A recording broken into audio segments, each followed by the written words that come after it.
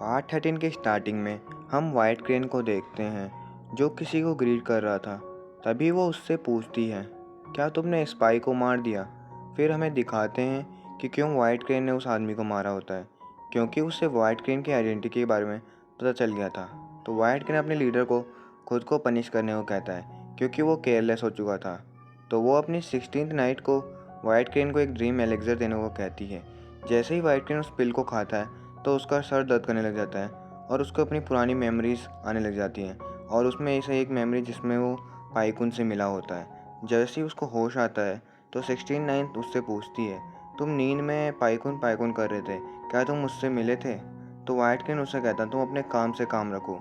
Scene change होता है, हम पाइकुन को सोया हुआ देखते हैं। वहाँ पर वाइट क्रेन भी था। वो उसे कहता है, ये मेरा लास्ट मिशन है, फिर मैं फ्री हो जाऊँगा। तभी पाइकुन को होश आ जाता है तो वहाँ से वाइट क्रेन चला जाता है। उसे लगता है कि जैसे उसने वो सपना देखा था। फिर हमें यिंग को दिखाते हैं जो बारिश की वजह से बोर हो रही थी। तभी उसे पाइकुन दिखता है तो वो वहाँ जाकर उसे देखने लग जाती है। तो वर्कर उसके पीछे पीछे अम्ब्रेला लेकर खड़ा हो जाता है।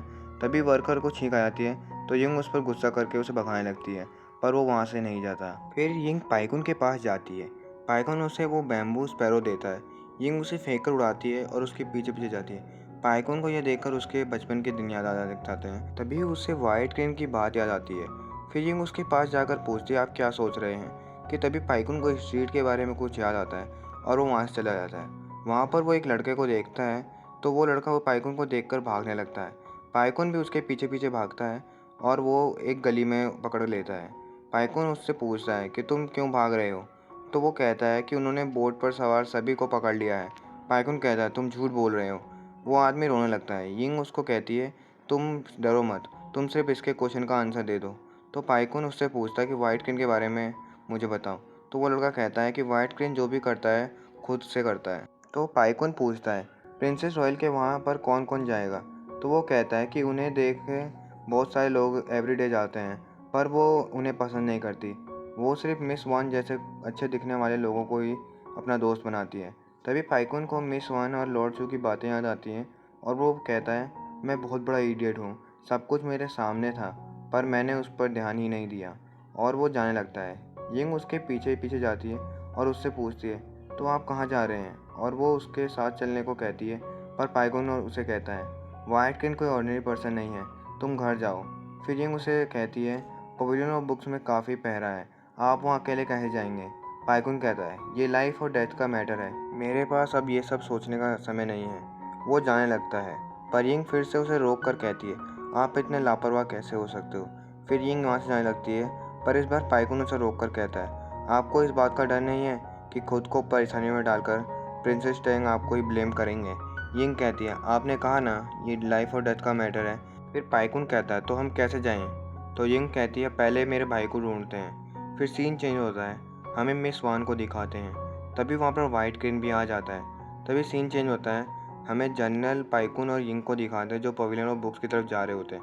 वहाँ पर पहुँचने पर वहाँ के वर्कर्स उनको रोकते हैं पर वो नहीं रुकते और अंदर चले आते हैं। फिर वो नीचे जाते हैं तो देखते हैं कि वाइट क्रेन और मिस वान वहीं पे होते हैं। तो वाइट क्रेन तभी मिस वान पर स्वॉर्ड चला देता है पर पाइकुन उस पर अपना नेट फेंकता है, जिस वजह से वाइट क्रेन उसे डॉज करने के चक्कर में दूर हो जाता है। फिर वाइट क्रेन कहता है, तुम बार बार मेरे रास्ते में क्यों आ जाते हो? तो पाइकुन कहता है, इसे मत मारो, शांत होकर मेरी बात सुनो, अगर तुमने इसे मारा तो तुम अपनी एकमात्र फैमिली को भी खो दोगे। फिर वाइट क्रेन कहता है, तुम क्या कहना चाहते हो? फिर हमें पता चलता है कि मिस वान वाइट क्रेन की सिस्टर होती है। तो यिंग पाइकुन को एक्सप्लेन करने को कहती है। तो पाइकुन कहता है, जब मुझे पता चला लॉर्ड चू एक वुमेन है तो मैंने आपकी आइडेंटिटी फिगर आउट की। तो आप एकमात्र ऐसी वुमेन हैं जिसने हर मैजेस्टी का ट्रस्ट अर्न कर रखा है और आप में इस कंट्री को सेव करने की एबिलिटी भी है। फिर पाइकुन और यिंग मिस वान को उठाते हैं तो पाइकुन मिस वान से पूछता है, मैं अभी भी आपका मोटिव नहीं समझ सका। मुझे याद है प्रिंसेस यिंग ने मुझे कहा था कि आपको पनिशमेंट के तौर पर एक टैटू मिला था और वाइट क्रेन भी अपनी चाइल्डहुड की काफ़ी मेमोरी खो चुका है और वो केवल एक लड़की को जानता है जिसके माथे पर चोट का निशान था। और फिर पाइकुन और कहता है कि मुझे लगता है आपने पवेलियन ऑफ बुक्स में रहकर इंटेल नेटवर्क की मदद से वाइट क्रेन के बैकग्राउंड की इन्वेस्टिगेशन कर ली होगी। वो चुंक्यो क्लैन का असिस्टेंट के साथ साथ आपका ब्रदर भी है। ये सुनकर वाइट क्रेन को बहुत बुरा लगता है। मिस वान फिर वाइट क्रेन को कहती है कि चुंक्यो क्लैन बच्चों की नफरत का फ़ायदा उठाकर उन्हें किलर में बदल देता है। तुम नफरत में डूब गए हो क्योंकि हमारी फैमिली को डिस्ट्रॉय कर दिया गया था और ये नफरत उनका वेपन है जिससे वो तुम्हें कंट्रोल कर रहे हैं। पर वाइट क्रेन उसे अपने आप को टच करने को मना कर देता है और कहता है तुम सब जानती थी, फिर भी तुमने मुझे ढूंढने की कोशिश नहीं की। तो पाइकुन मिस वान को कहता है वाइट क्रेन के बारे में सुनकर आपको बहुत बुरा लगा होगा, पर चुंक्यू क्लैन के असिस्टेंट के रूप में उसकी आइडेंटिटी रिवील करना आपका काम है, क्योंकि आप हर मैजेस्ट्री का ट्रस्ट नहीं तोड़ सकती। तो यिंग कहती है तो आपने इसलिए वाइट क्रेन के पीछे स्पाई रखा था, पर अनफॉर्चुनेटली वाइट क्रेन को उसके बारे में पता चल गया और उसने उसे मार दिया।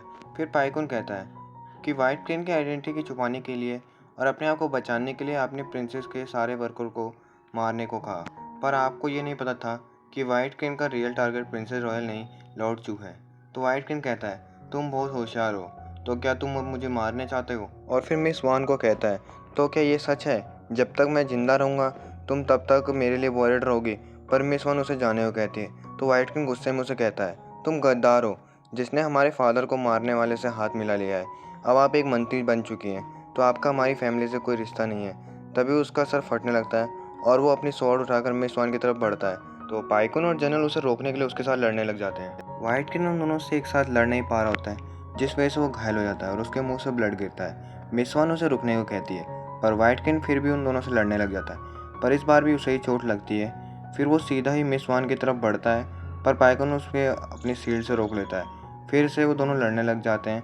इस बार वाइट क्रेन पाइकुन को थोड़ा दूर फेंकता है, फिर वो मिस वान के अटैक कर देता है, पर जनरल और पाइकुन उसे रोक लेते हैं और उसे पकड़ लेते हैं। तो वो अपने स्वॉर्ड को चेंज कर लेता है और उसके छोटे छोटे टुकड़ों को उनकी तरफ फेंकता है।